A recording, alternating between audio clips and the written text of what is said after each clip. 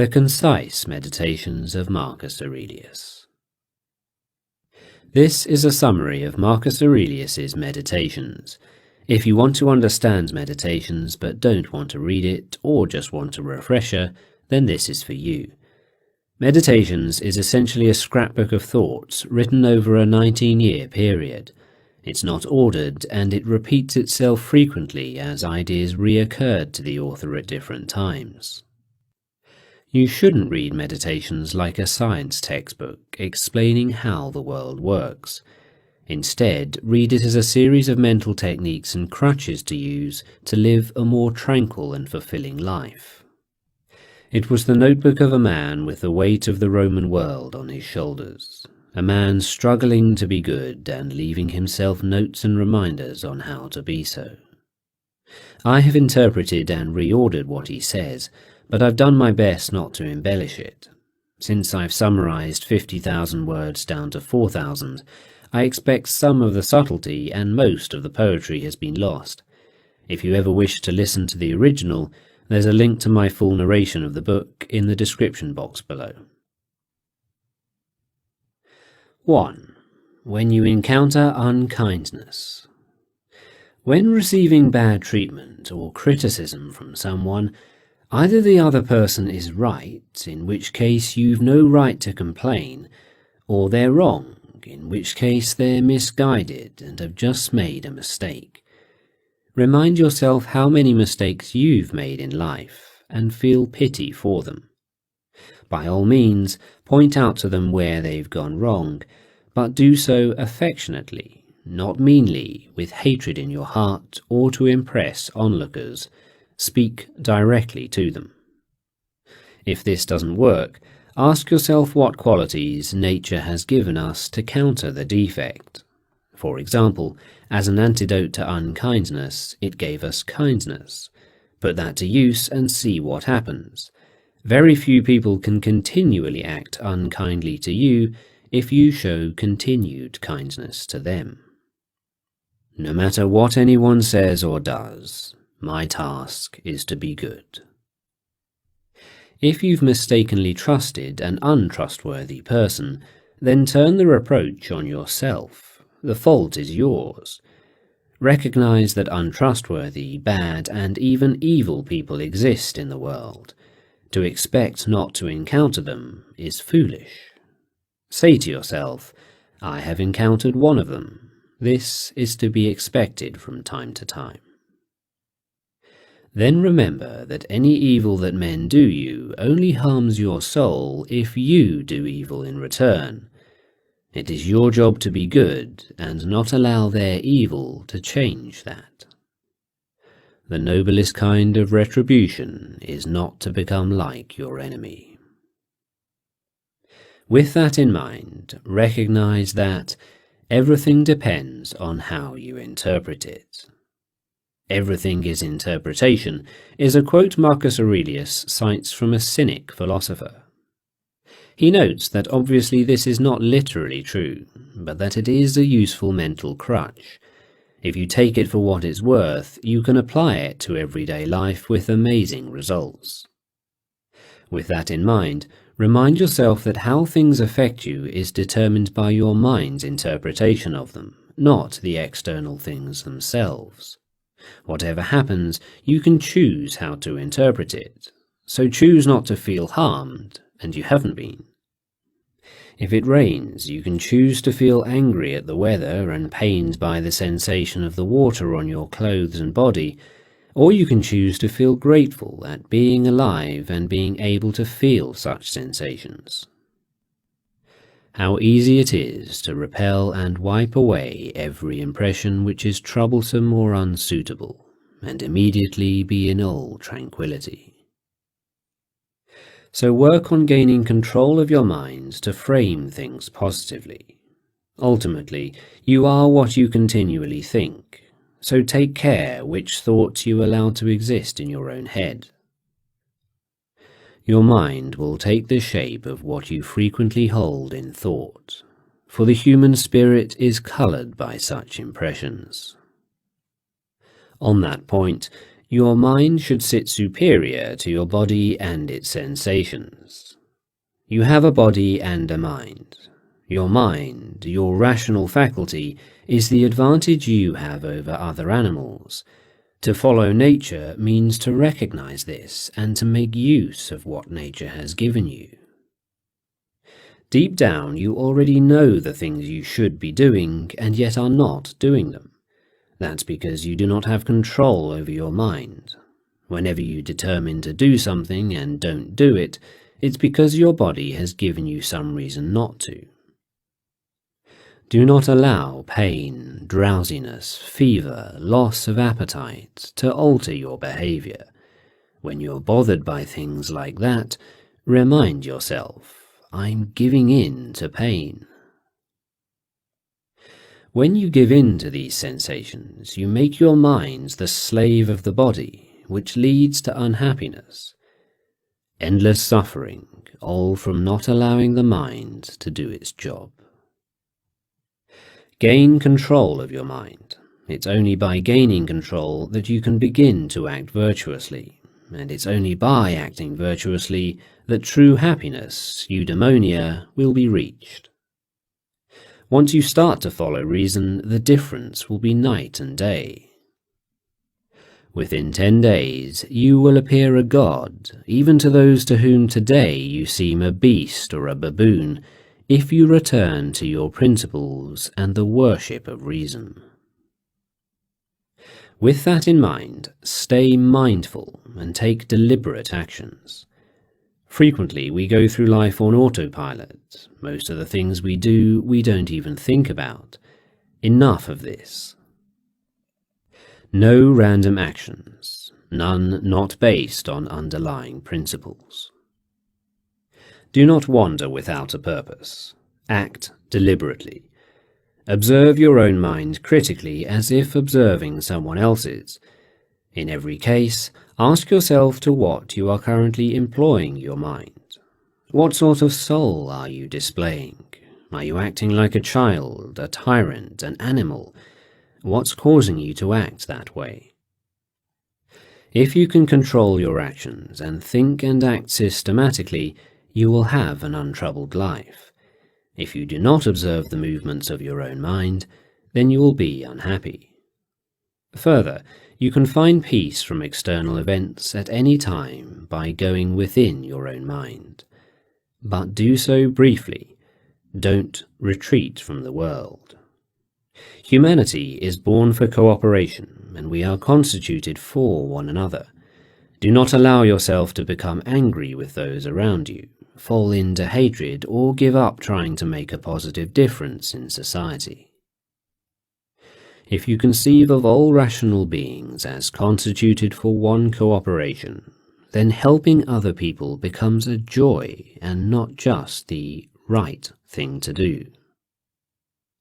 Learn to feel affection for other people, even when they make mistakes.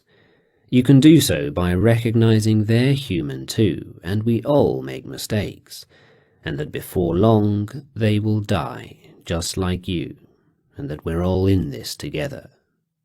What's more, regardless of what they've done, they haven't really hurt you.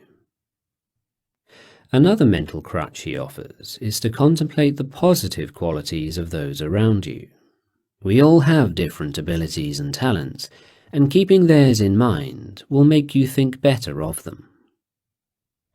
When you need encouragement, think of the qualities the people around you have, the energy of one, the modesty of another, the generosity of a third. Keep the thought of them ready to hand. 6. Your opinion of yourself matters more than the opinion of a stranger. It never ceases to amaze me. We all love ourselves more than other people, but care more about their opinion than our own. This is not an exhortation to arrogance. It's reminding you to do what you know is best regardless of people's reactions. You know what you're about, and you know the reason why you're doing what you're doing. You don't need to explain yourself to everyone. Even worse is when we fawn over and seek the praise of people we don't even respect. Think about that, seeking the praise of those who are worthy of contempt.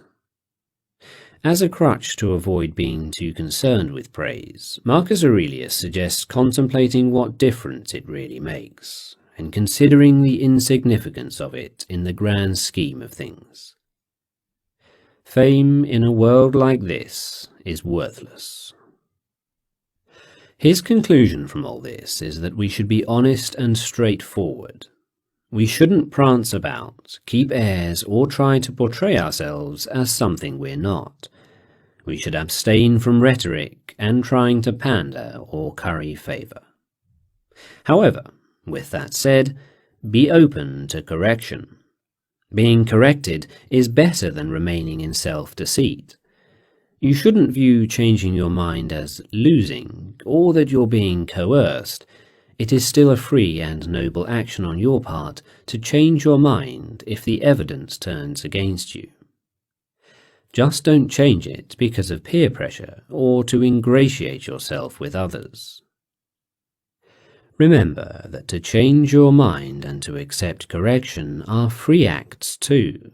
The action is yours based on your own will, your own decision, and your own mind. With that in mind, cherish the freedom and liberty of everyone. Learn to endure the freedom of speech of others. You cannot control them, so learn to control your reaction instead. Learn to hear unwelcome truths. Listen attentively to people and seek to place yourself in their shoes. Habituate yourself not to be inattentive to what another has to say, and, so far as possible, to be in the mind of the speaker. Uphold the rights of everyone as equal under the law. It was from my brother that I conceived of a society of equal laws, governed by equality of status and of speech, and of rulers who respect the liberty of their subjects above all else. Recognize that power corrupts. Recognize the malice, cunning, and hypocrisy that power produces, and the peculiar ruthlessness often shown by people from good families. If you ever find yourself in a position of power, remember this and check yourself. Resist becoming despotic. Take care not to be transformed into a Caesar, not to be dyed with this dye, for such things happen. Fight to be the person philosophy tried to make you. With that in mind, have some self-respect. With every act, ask if you are respecting yourself with it, and if you will regret it inside. Watch for and erase any impulse to express things you don't truly believe. Do not view anything as beneficial which causes you to break a promise, lose your self-respect, or hate anyone. When roused to anger, remember that there's nothing manly about giving in to emotion. It's courtesy and kindness that define a human being and a man. He who possesses these qualities possesses strength, nerves, and courage, not the man who is subject to fits of passion and discontent. Make yourself neither the tyrant nor slave of any man. And whatever happens, avoid complaining. Do your job without whining. If you can do the job in front of you, then do it and don't complain. And if you can't, then seek someone to help you and don't feel ashamed. But still, don't complain, not even inwardly to yourself. Frequently in life, the obstacle is the way. If something bad happens, just say, "Good. What new opportunities does this open up?" In the same vein as recognizing how your interpretation of an event can affect whether it hurts you, you can go one step further and ask how your interpretation of it can even benefit you. The mind adapts and converts to its own purposes the obstacle to our acting. The impediment to action advances action. What stands in the way becomes the way. Of course, this is still very much a mental crutch, because had you wanted your car to break down, say, you would have broken it yourself. But now that it has, ask yourself what good you can make come from it. The obstacle becomes the way is a recognition that every event creates new possibilities, and saying to yourself, good, when something bad happens, and looking for the new opportunity is a far healthier way of living than complaining about it. There's a great clip from Jocko Willink linked in the video description below that nicely summarizes this. Marcus Aurelius used such mental crutches a lot. The meditations can be viewed as a series of practical psychological tricks to make life smoother. Such mental habits allow you to smile and remain happy even when things that would otherwise upset you have occurred. With that in mind, recognize that adversity is part of nature. The universe is indifferent to your existence. It will throw things at you that will rock your world. Accept this for what it is. Difficulties, setbacks, and even tragedies are part of life. They are even part of what it means to be alive. Everyone will experience them. Marcus Aurelius reiterates that since these events are in God or fate's hands, you should not hope and pray for them not to occur, but rather hope and pray that you have the strength of character to endure them when they do. Why not rather pray for the gift to fear none of these things, to desire none of them, to sorrow for none of them, rather than that any one of them should be present or absent? This puts your focus on something in your control, namely forging the strength of character to endure all onslaughts, rather than that which is in fate's control, the unfortunate events. And when they do occur, be like the headland against which the waves continually break. It stands firm and tames the fury of the water around it. But he takes it a step further again and points out that it's through adversity that we get stronger. It's unfortunate that this has happened. No, it's fortunate that this has happened and I've remained unharmed by it. There's an ironic beauty in life that it's these very hardships that give us the opportunity to test ourselves and grow stronger. In every event which leads you to sorrow, remember to use this principle, that this is not a misfortune, but that to bear it like a brave man is good fortune.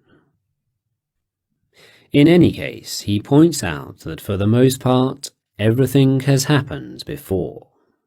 The universe is in constant flux, but there's nothing new under the sun. Whatever challenges you're facing, others have met them before. Obviously, society and technology has moved on, but the human condition remains the same. Your partner cheats on you, your friend betrays you, you get passed over for promotion. All these things have been experienced by all of humanity for all of time. Instead of wailing against them, feeling outrage and shock, and repeating the behaviors of those before you, let petty events wash off you and turn your attention to what really matters. Keep a sense of proportion, and it will help you deal with such things.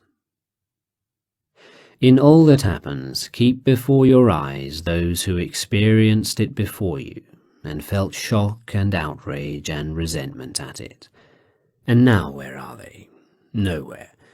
Is that what you want to be like?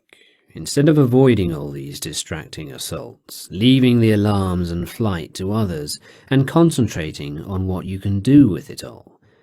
Because you can use it. Treat it as raw material. Just pay attention and resolve to live up to your own expectations in everything. And when faced with a choice, remember, Our business is with things that really matter. Our business is with things that really matter. With that in mind, stay practical and deal with what's in front of you. Stop being aimless and stop allowing yourself to be distracted. Maintain an unwavering commitment and focus once a decision has been made. If you seek tranquility, do fewer things better. Do everything as if it were the last thing you were doing in your life, and stop being aimless. Stop letting your emotions override what your mind tells you. Rid yourself of unnecessary thoughts and stop letting your emotions project into the future, fabricating worries for yourself. Master them and focus them on the present, on doing the thing that is in front of you as if it were your last. Wipe away the impress of imagination. Stop being jerked like a puppet. Limit yourself to the present. Through hard practice, you can learn even the things which you despair at learning now. For any task at hand, ask yourself, why can't I endure it? You'll be embarrassed to answer. Don't focus on any physical characteristic which you cannot change, and do not allow yourself to want or pursue what is impossible. Focus instead on the virtues that are in your power to bring forth: honesty, dignity, endurance, austerity, resignation, abstinence, patience, sincerity, moderation, seriousness, magnanimity. With that in mind, focus on doing what is right and be prepared to face resistance. If it is not right, do not do it. If it is not true, do not say it. Say nothing untrue, do nothing unjust, and do not be concerned with whether people recognize you for doing so. If you choose to do a kind act, don't do it in expectation of a future reward. The acts themselves are their own rewards, and what lead to a good life. True delight and stillness is to move from one unselfish action to the next. Since your job is to act with virtue, act well regardless of how people respond to it, and do not allow the bad actions of another to throw you off course. Do not expect a perfect outcome. Be happy with the smallest progress and in attempting the good act itself. In a sense, if your aim is to always attempt to act well, then even if something immovable falls in your way, you have still succeeded in that aim by attempting. Ambition means tying your well-being to what other people say or do. Sanity means tying it to your own actions. If you're in a position of authority, you may even be hated for your good actions. The important thing is that you are not dissuaded from the right course in search of applause. A king's part: to do good and to be reviled. Teach yourself to desire only to act virtuously, and do not let others hold you back. With that in mind, do your duty and despise cowardice. Stand up straight in life, don't be propped up by others, and do your duty without fear. It's like this, gentlemen of the jury.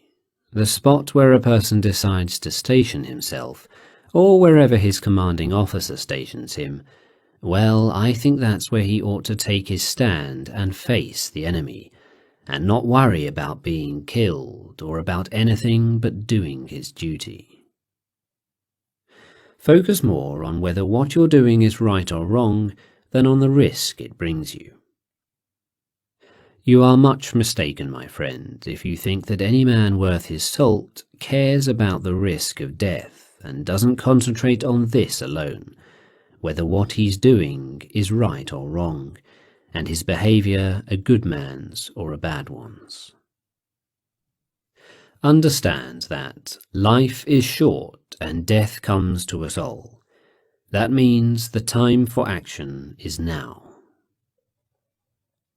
decide once and for all to pursue justice, honesty, courage, self-control, and rational action above all else. Remind yourself how often you have put things off and procrastinated, how many chances you've been given and yet wasted. Remember, your time here is limited. You have one chance and it's running out. Stop seeking approval from others, stop putting things off. Decide today to start taking action. Not to live as if you had endless years ahead of you. Death overshadows you. While you're alive and able, be good.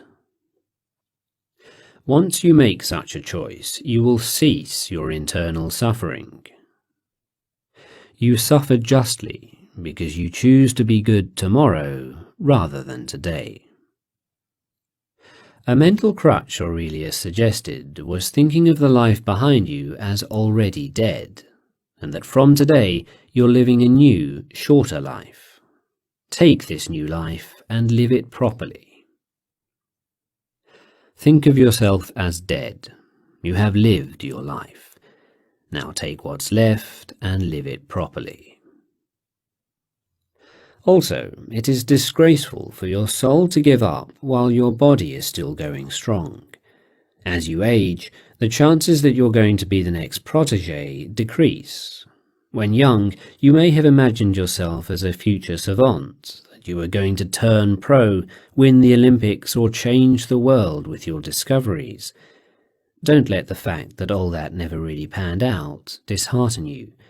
You can still focus on building your character and on doing good in the world. Just because you've abandoned your hopes of becoming a great thinker or scientist, don't give up on attaining freedom, achieving humility, serving others, obeying God. And just as you accept the limits placed on your height, accept the limits placed on your life. Death will eventually come for everyone, and fearing the future does nothing but stop us acting bravely today. With all that in mind, practice getting back on track. Life is an obstacle course, and no matter how wise you are, there will be things that will throw you off balance. When this happens, make a point of centering yourself at once before proceeding. The more you practice this, the better you will get. When jarred unavoidably by circumstances, revert at once to yourself, and don't lose the rhythm more than you can help. You'll have a better grasp of the harmony if you keep going back to it. In other words, whatever negative compulsions you've overcome, there will come a time when you fall off the wagon and revert to your old ways. Recognize when this happens and practice pulling yourself back. Don't listen to the voice that tells you to give up because today is a write-off. Not to feel exasperated or defeated or despondent because your days aren't packed with wise and moral actions, but to get back up when you fail, to celebrate behaving like a human, however imperfectly, and to fully embrace the pursuit that you've embarked on. Avoid getting distracted with pride and showing off. Not only does it detract from what you're doing, but the applause you receive is worthless anyway. Pride and outward show is an arch seducer of reason. When you think you're occupied in the weightiest business, that's when it has you in its spell. As such, in all cases, look beneath to see things for what they truly are. A method of lessening the hold things have over you is to look at them for what they really are. Expensive wine is just fancy grape juice. Purple robes, that is, the robes worn by the emperor, are just wool dyed with shellfish blood. This applies not only to material things, but to actions and behaviors. Examine men's ruling principles, even those of the wise.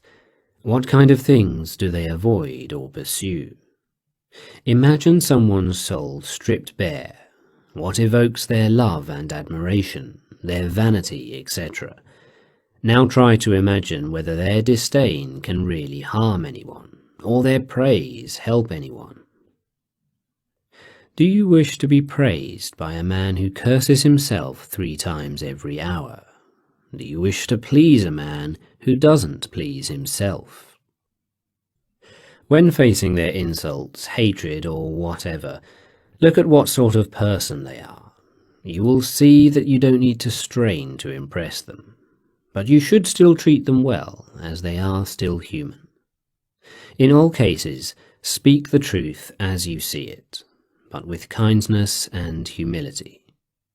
With all that in mind, recognize material wealth is neither a good nor an evil. Wealth in and of itself is not a good or bad thing, it's how you use it. The term goods is a misnomer when used to refer to possessions. It's possible that possessing too many things can make life worse, so they are not in every case goods. Your only true goods are your virtues. Respect your own mind and prize that. Be satisfied in yourself. If you can't stop prizing other things, then you'll never be free. You'll always be envious, jealous, or afraid that someone might come and take things away from you.